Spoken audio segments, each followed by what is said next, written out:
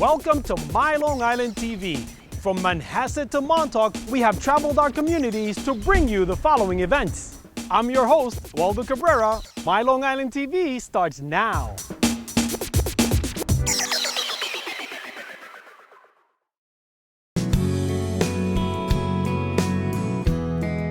I build cabinetry and furniture for a living. Was a musician for a long time, but I got involved in village politics.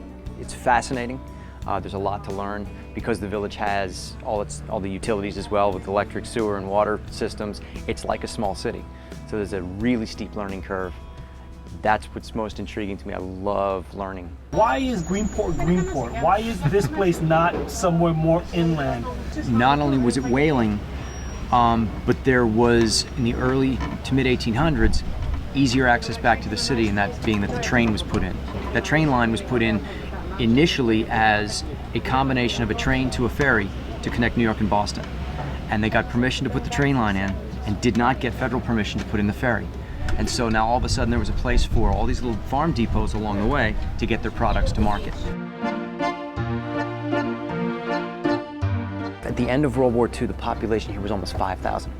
So it was almost double what it is now. Now, granted, there were a lot more single room occupancy places and hotels, and there were laborers that were working at the shipyards and everything else. So that, that may be skewed as far as the family and year-round population. But I think we have some elbow room. You can buy everything you need right in the village. You don't have to go to the big box stores from here. My wife and I do our shopping. We walk everywhere, and that's a huge selling point to this area, and I think becoming more and more so to the people that come here, that everything's sitting right here. The town board is very much on the same page as the village board at this point. What we're trying to do is solidify the year-round viability of our area. The sewer makes it that much easier for places like this to relocate. Also, Greenport Electric is at least a third less than what LIPA is. I mean, we're selling electricity for almost half of LIPA, which makes it that much more viable for a business to relocate here. It makes the bottom line easier for them. We don't need stuff like Conoco or Eastman Kodak or something like that to relocate here. It's too big for us to handle anyhow. So we're looking for those small little either manufacturing, research and development companies that are trying to create a certain quality of life for their employees and are trying to get everyone to be able to live and work in a smaller area. And we're ideally suited for that. The addition of the wine country has a lot to do with people coming out here.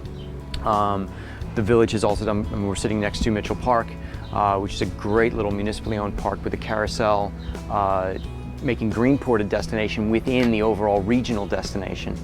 And quite honestly, it's a very different feel than anywhere else on Long Island. Even in the South Fork, the terrain's the same on the South Fork, but it's this narrow little spit of land, and it just feels precious when you get here. If you haven't seen Greenport yet, you have no idea what you're missing.